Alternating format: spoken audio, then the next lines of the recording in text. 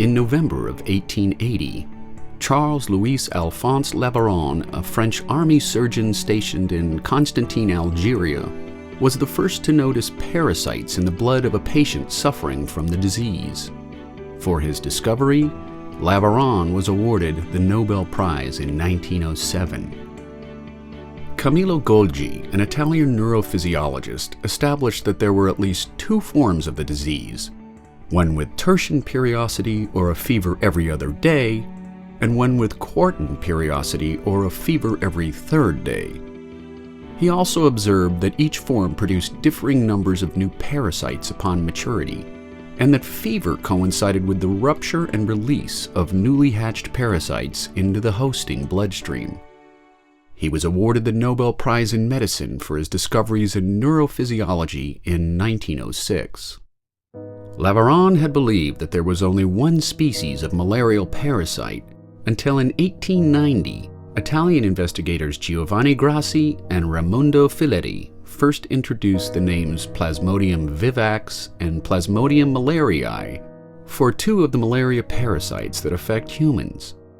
In 1897, American physician William H. Welch further named the malignant tertian malaria parasite Plasmodium falciparum. In 1922, John William Watson Stevens described the fourth human malaria parasite Plasmodium ovale. And finally, in 1931, Plasmodium knowlesi was first described by Robert Knowles and Biraj Dasgupta in a long-tailed macaque. The first documented human infection from Plasmodium knowlesi was in 1965. In 1892, a young Indian-born British Army surgeon took up the search for the transmission vector of malaria. Although he preferred poetry to medicine, Ronald Ross would find patients suffering from malaria, allow mosquitoes to feed on their blood, kill the insects and dissect them to see what had become of Laveran's organism.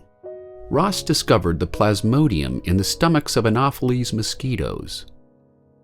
The great breakthrough was made on August 20th, 1897, in his laboratory in Secunderabad, India, on what would become known as Mosquito Day.